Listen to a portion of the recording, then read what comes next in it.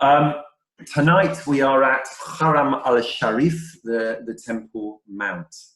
And the title is, the Temple Mount is actually in their hands. So here's a picture of the Temple Mount in our hands. Here you see on the right-hand side is me up on the Temple Mount. On the left-hand side is a bit of a cheat, but it's actually the Kotel. And in the days when we actually had tourists, these were three very nice gentlemen from South Sudan that insisted on having their pictures taken with me. I'd never been up to the Temple Mount until about a year and a half ago. I went up twice. Once I was persuaded by a good friend of mine to go up as a Jew. I went to the mikveh in the morning, and I went up as a Jew, surrounded by policemen armed to the teeth, who told us all the time to move on. But it was a good experience. I enjoyed it. Highly spiritual, probably not, but I thought it was a worthwhile experience. And then about a couple of months after that, I went up as part of my tour guide group. And there, I didn't have a kippah on my head. I had a baseball hat, and there were no signs of us being Jewish, although we were speaking in Hebrew. And no policemen. We went through security. We went up. We were with a registered tour guide who went round. And it was no problem at all, very relaxed atmosphere. Even some of the group went up the steps to the Aksa mosque.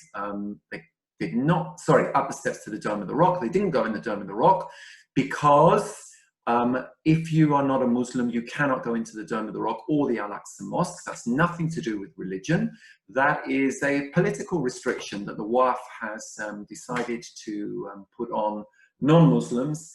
Particularly in Jerusalem, you cannot go into you certainly can't go into a mosque.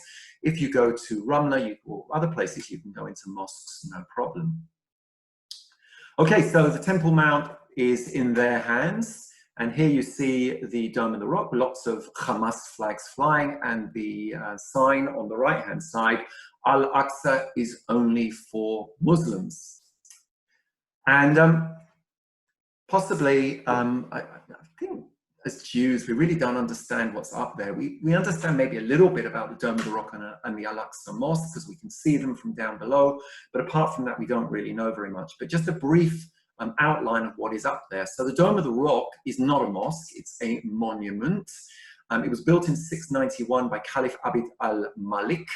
And it is a monument that stands over the foundation stone, which Muslims believe was the stone from which the world was created, as we believe as well.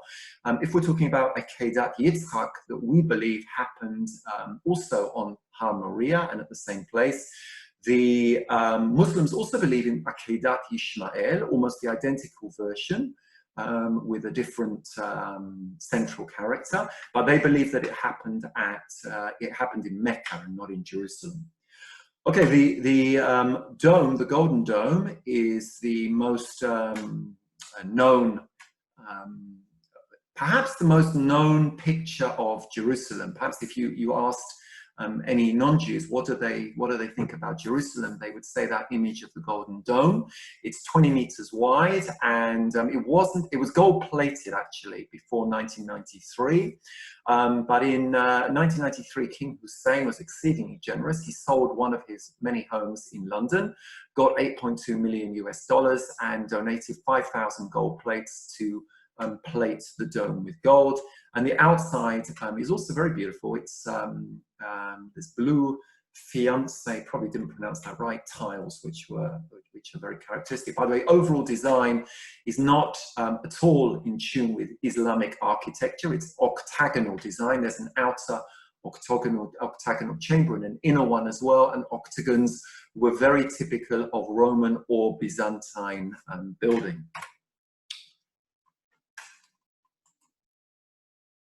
Okay, by contrast, the Al-Aqsa Mosque is a mosque, so it is a place where Muslims pray. It was built in 705, so slightly after the Dome of the Rock, by Caliph Abd al-Walid, who was the son of Abd al-Malik, who built the Dome of the Rock. It's a rectangular mosque. It's massively large. It can hold 5,000 worshippers at one time. And it's characterized by its dome, which is a dark lead. It's made of lead, And it's maybe, I don't know whether it's silver colored or silver plated, I'm not sure which. Far less impressive than the Dome of the Rock. Okay, the Muslims refer to the Temple Mount as Haram al Sharif, or the noble sanctuary. On the right-hand side at the top, you can see a picture of King Hussein flying over the top of Haram al Sharif in 1960 something. I don't remember exactly when, but it was when the Jordanians still controlled the Temple Mount. What else is there? First of all, there are lots and lots of gates. There are 11 gates. Jews can only go up through the Mughrabi gate, which is that horrible wooden structure which is joined onto the Kotel. But the Muslims can choose. They have 11 gates. Not all of them are open, but they have lots of options where they can enter the Temple Mount or where they can go out.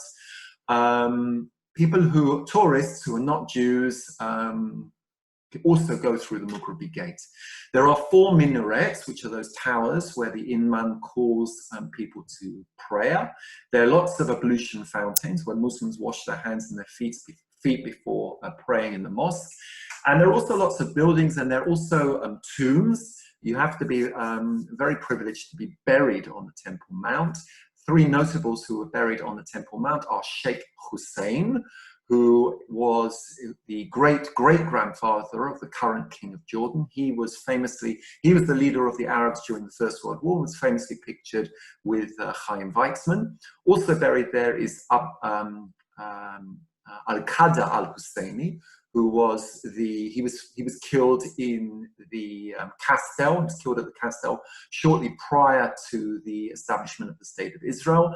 And the third notable that's buried there is Faisal Husseini, who was the Palestinians' representative in Jerusalem prior to the 1993 Oslo Accords.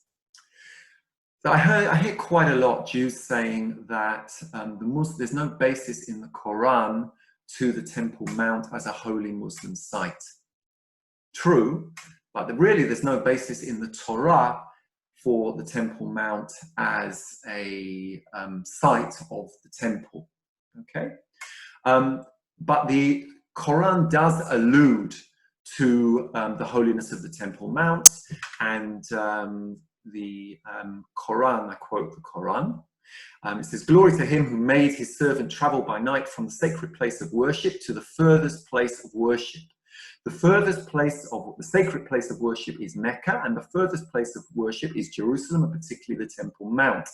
And Muhammad, how did he get there? He miraculously flew on Burak. Burak was a white horse with wings. And as a miracle, he went overnight from Mecca to Jerusalem. And when he got to the Temple Mount, he started his second part of the journey, the Miraj, which means ladder. And Jibril, or Gabriel as we know him, he took Muhammad up to heaven, where Muhammad spoke to the earlier prophets, including Abraham, Musa, Moses, John the Baptist, and Jesus. And Muhammad actually went up to a 7th level that Gabriel was not allowed to go to, and there he directly met with God and received a command that Muslims should pray 50 times a day. And Moses, apparently, according to Islamic tradition, gave him a good piece of advice, which is that praying 50 times a day would be kind of hard, and Muhammad got a reduction so that Muslims only have to pray 5 times a day, which I think is pretty hard still. Okay, that's the background to the Temple Mount. The Temple Mount has been used as a source of conflict between Jews and Arabs, and it all goes back a long time, even as far back as 1920 and the infamous Nebi Musa riots, which left, I think, 4 or 5 Jews dead. The Nebi Musa is the burial site of Moshe, which according to the Muslims is nearby Jericho. And every year they had a march from Nebi Musa to the Temple Mount. And here you see a picture of the march with Arabs, with British soldiers, and a report from the Times which announced what had gone on there on April the 6th. And the crowd was inflamed by our friend, or our not friend, the Mufti. And the crowd reportedly shouted, "Independence, independence. Palestine is our land. The Jews are dogs." The Torah Chaim Yeshiva was raided, Torah scrolls were thrown and torn, and the building set alight. And during the next 3 hours, 160 Jews were injured. Khalil al-Sakakini, who was a Christian Arab, said the following. He witnessed the violence in the old city. A riot broke out. The people began to run about and stones were thrown at the Jews. Afterwards, I saw a Hebronite approach a Jewish Shushan boy who hid behind a sack in one of the walls next to the Jaffa gate. He took his shoeshine box and beat him over the head.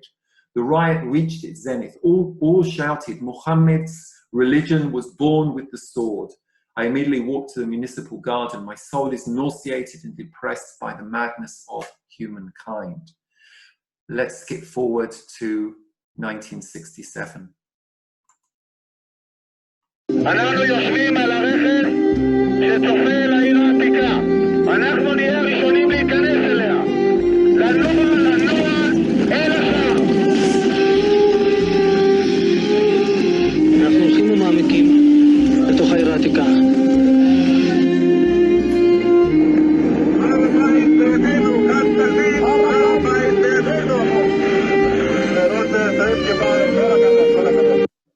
Okay, so the famous words of Motagor, the Temple Mount is in our hands.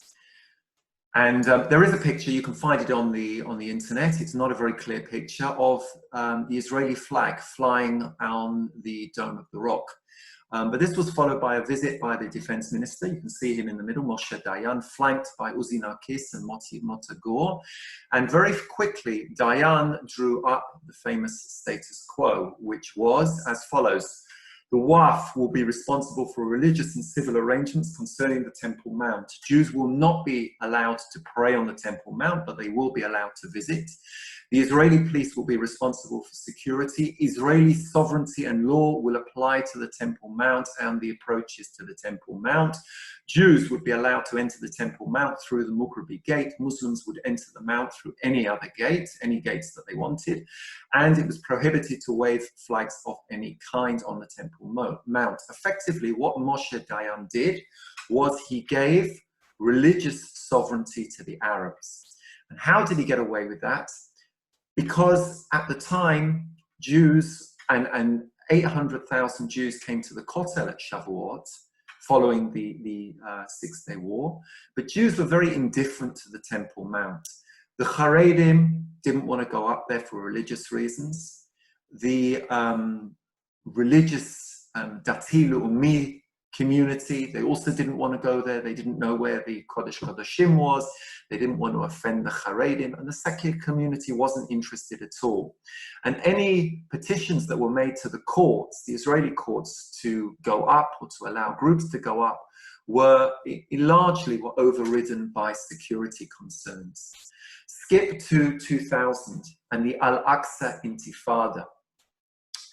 This was, the Al-Aksa Intifada was caused, you'll see that it wasn't exactly caused, but it was caused by the visit of the opposition leader Ariel Sharon. Just before Rosh Hashanah, on September the 28th, Sharon went up to the Temple Mount. The timing of his visit was not coincidental. Sharon is obviously a very controversial figure for the Arabs. And he went up immediately after the failure of the Camp David talks between Ehud Barak and Yasser Arafat.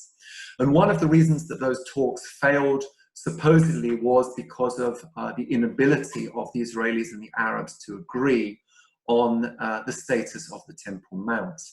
Now, Sharon did not pray when he went up there. According to many sources, the visit was, first of all, the visit was definitely approved by the Interior Ministry, where there was a Labour government. And also assurances were given by the Palestinian Authority, by Jibril Rajub, and indirectly by Arafat himself, that the visit of Sharon would pass off peacefully. However, the Waqf used a loudspeaker to call on Arabs to defend Al-Aqsa. And the result was an intifada that we remember only too well. You can see the blown up, one of the blown up buses at the bottom. The intifada over the course of the next few years would leave over 1,000 Israelis dead, two-thirds of them being civilians. Maran Barghouti, who was seized by the Israelis, and I think he's still in prison.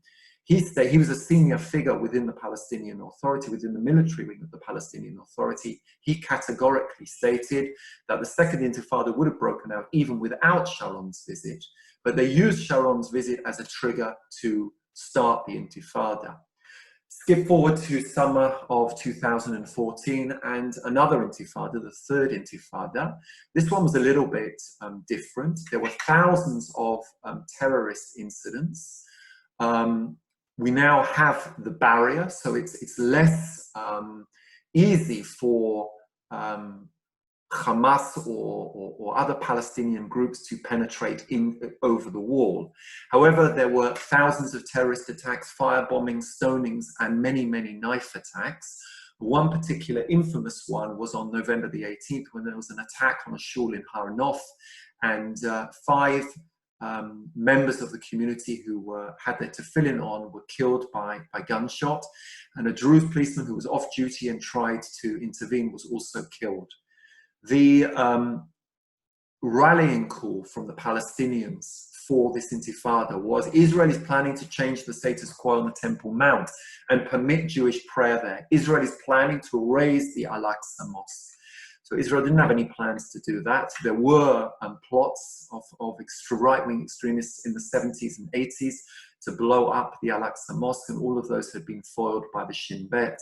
But things got so bad that on November the 5th, the Israeli police, who had by and large let the Palestinians from Al-Aqsa throw stones, throw firebombs, and certainly there were no Jews at that stage going up. Finally, the police decided to intervene.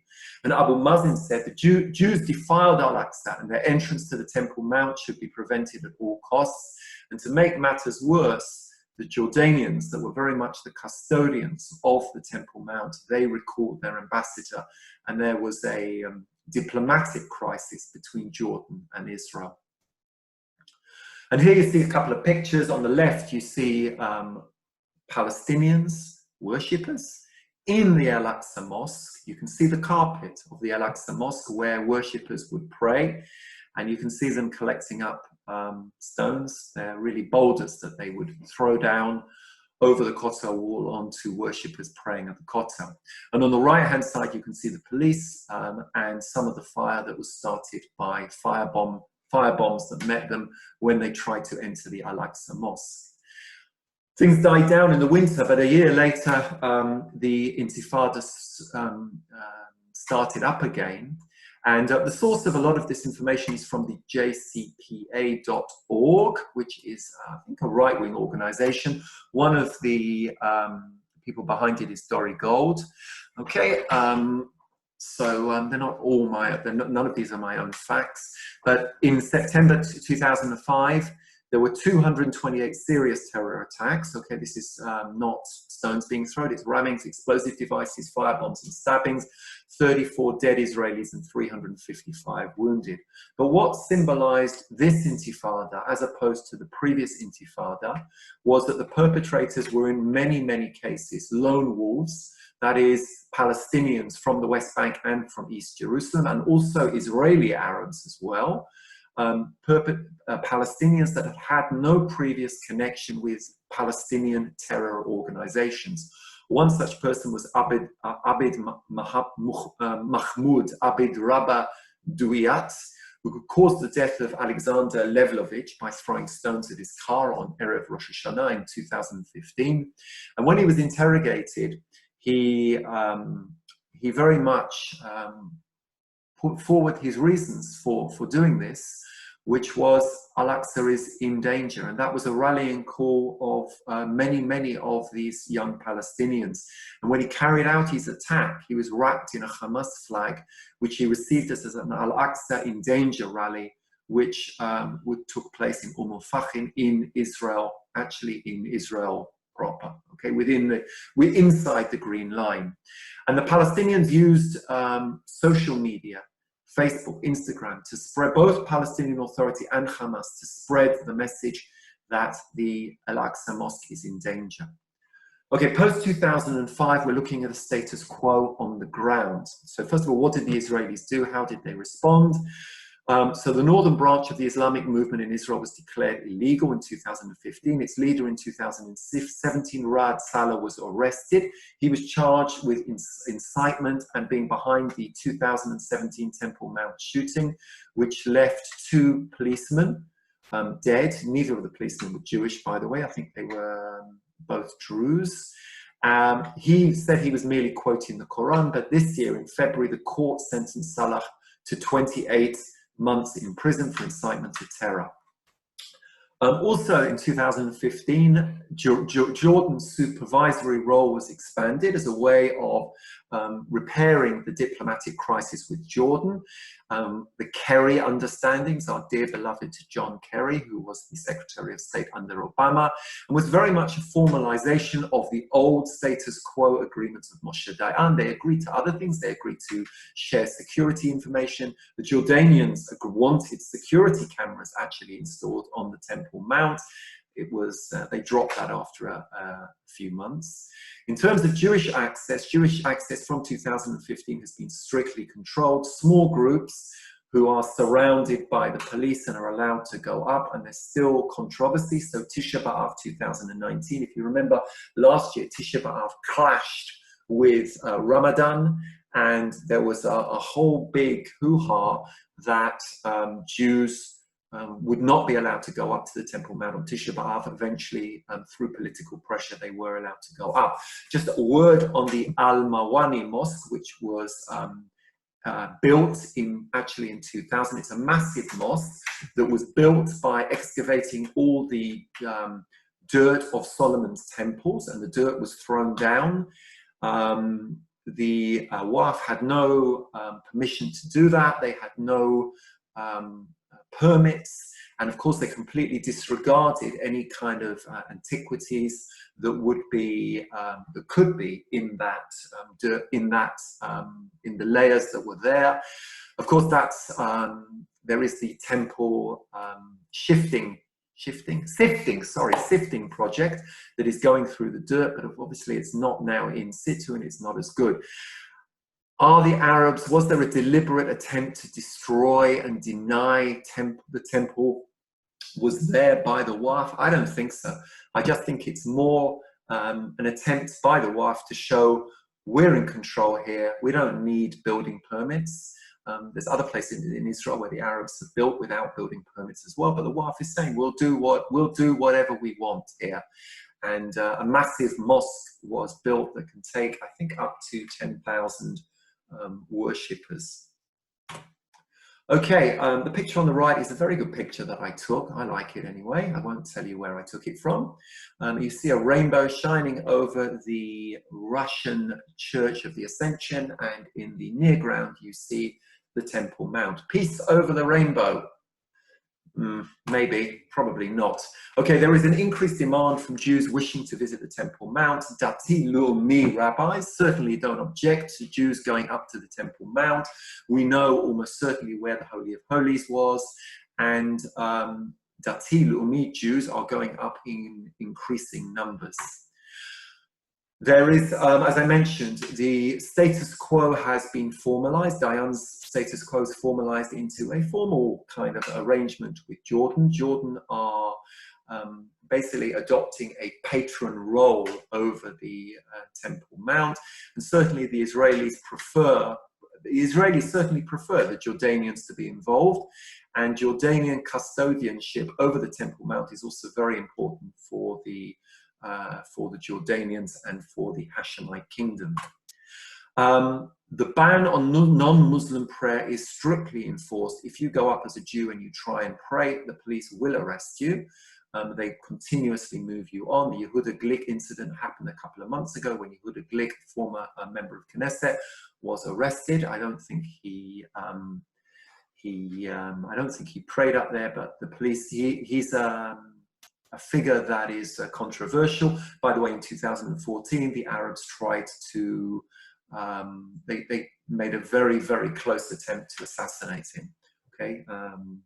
And finally, Al-Aqsa is in danger, remains an easily accessible weapon ready to ignite another holy war. So Al-Aqsa is held by Muslims as a holy site, and any attempt by Jews or Israelis to take over what they say is a holy Muslim site could spark another holy war.